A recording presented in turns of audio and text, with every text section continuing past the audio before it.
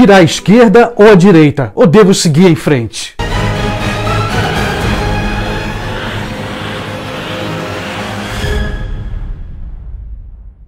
Olá pessoal, olha só, um lembrete e um rápido aviso. Você que ainda não se inscreveu no canal Quase Tudo, aproveita esses segundos agora, essa introdução, e vai lá, aperta o botãozinho aqui embaixo de inscreva-se e vem participar da família Quase Tudo. Depois que você se inscrever, você vai no botãozinho aqui embaixo, você vai e clica no sininho. E depois que você apertar o sininho, você começa a receber as notificações de novos vídeos em tempo real. Agora ainda nosso papo. Olha só, eu acredito que todos viram ou ouviram sobre aquela execução da vereadora lá no Rio de Janeiro. O nome da vereadora executada? Marielle Franco. Como a Marielle pertencia a um partido de esquerda, houve e ainda está havendo uma grande comoção e uma grande discussão. Aliás, eu tenho lido e escutado os seguintes argumentos. Esses comunistas esquerdistas estão usando a morte dessa mulher como bandeira política. Pode ser, mas onde é que está a novidade nisso? Eu passei mais de 3 anos lendo e pesquisando sobre a morte. A morte, do ponto de vista sociológico, foi o tema da minha dissertação de mestrado. Eu estudei a relação do homem moderno com a morte e com os mortos. Por isso, quando eu escuto esse argumento de que estão usando a morte da Marielle como bandeira de luta, como bandeira política, devo dizer, isso sempre aconteceu e sempre vai acontecer. E não foi só grupos de esquerda, movimentos esquerdistas que fizeram isso. Até a direita nazista usou seus mortos, os rituais fúnebres, para tentar usar argumentos para matar os seus adversários, os seus inimigos políticos. Eu acho que muita gente não estudou história social. Já não é novidade para ninguém. A morte e os mortos se transformam através da mídia. Em outras palavras, os rituais fúnebres são ampliados através da mídia. Exemplos. Eu acho que todo mundo já viu através da televisão, do noticiário, pessoas que foram mortas lá na Palestina por ataques de Israel. Essas pessoas, os mortos, são transformados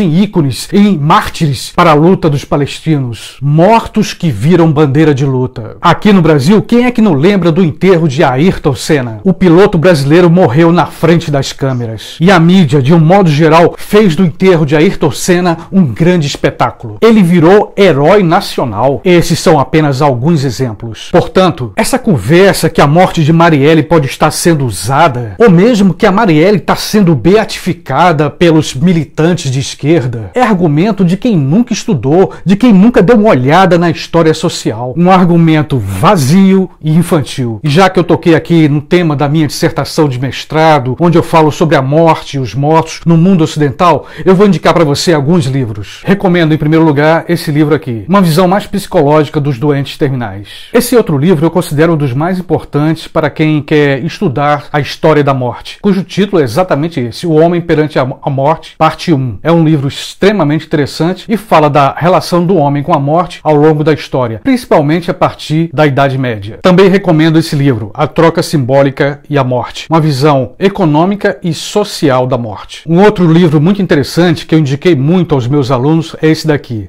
Da Morte, uma visão psicológica, antropológica e sociológica da morte. Por último, eu indico esse livro, A Morte é uma Festa, que na verdade foi uma tese de doutorado que se converteu em livro. Acontece que Marielle não era simplesmente uma vereadora. Marielle era uma aguerrida militante política. Nós, mulheres, estamos expostas a diversas formas de violência.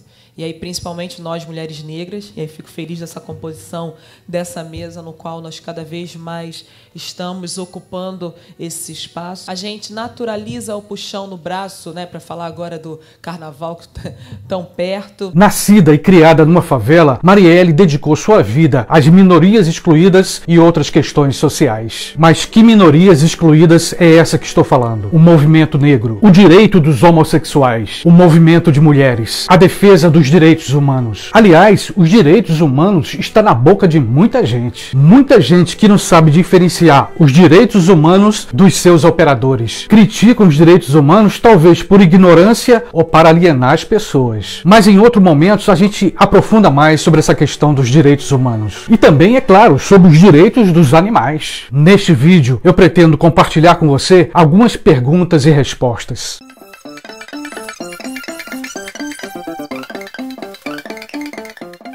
Perguntas. Eu, Carlos, defendo os direitos humanos? Sim, sempre defendi porque sou humano com direitos e deveres. Apoio o movimento negro? Sim. O racismo ainda é muito forte no Brasil. Sou a favor do movimento gay? Sim. Acredito que as pessoas podem ficar com quem quiser, com hétero, com homo, não importa. As pessoas podem casar com quem desejar. O desejo faz parte da vida privada. Mais perguntas. Sou a favor da liberdade de expressão e da liberdade religiosa? Completamente a favor. Sou comunista? Não. Sou socialista? Não. Sou anarquista?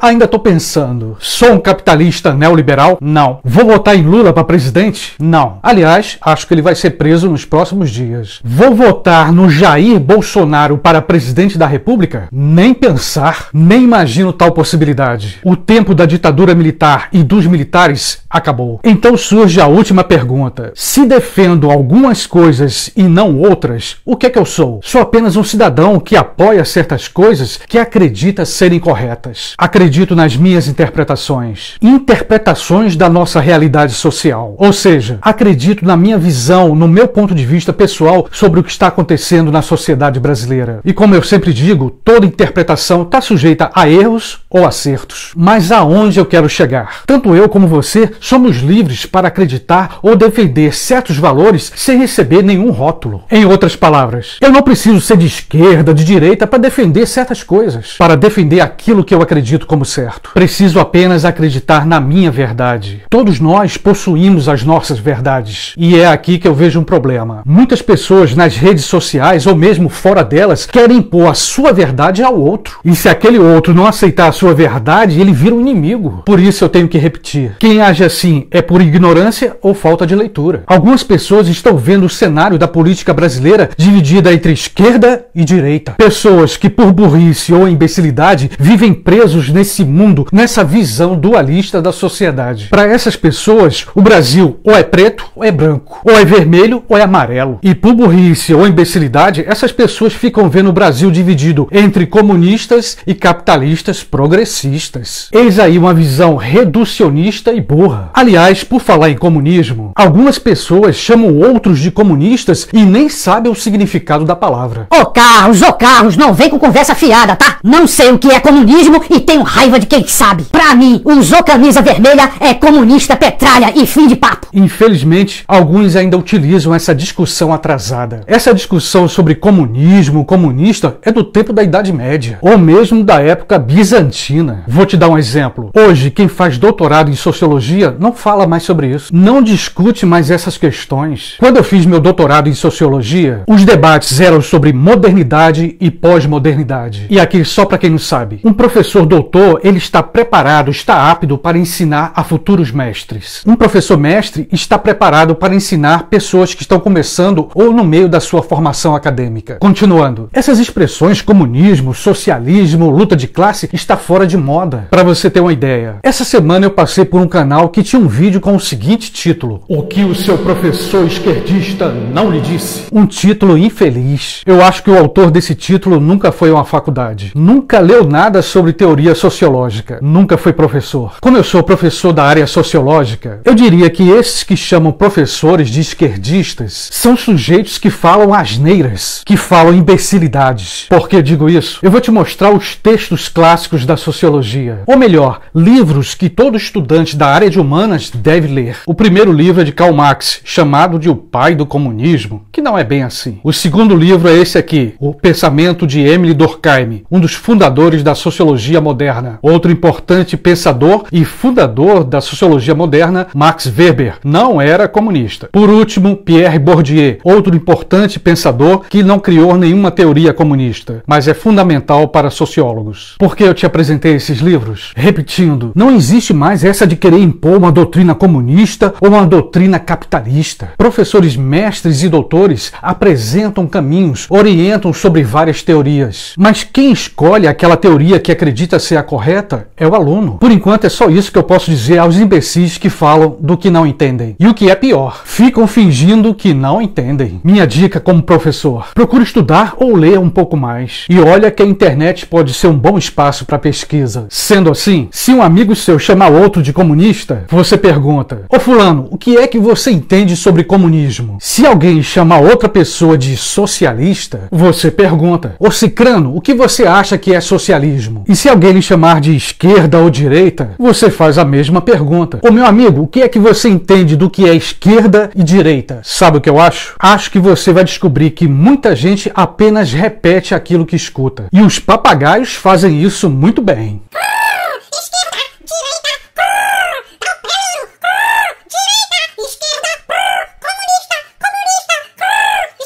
E como nós sabemos, as eleições estão se aproximando. E aqui fica a dica para todos nós, eu, você, não devemos votar pela cara da pessoa. Não importa a cor da bandeira, se é vermelha ou amarela. O importante é conhecer a proposta do candidato. Enquanto isso, quero renovar aqui o meu convite. Se você ainda não se inscreveu no meu canal, aproveita agora e se inscreve. E o melhor, não paga nada. E é claro, se você gostou desse vídeo, deixa a tua curtida, o teu like, compartilha com teus amigos, com os familiares. Com certeza você vai ajudar esse canal, ok? Beijão e até o próximo vídeo.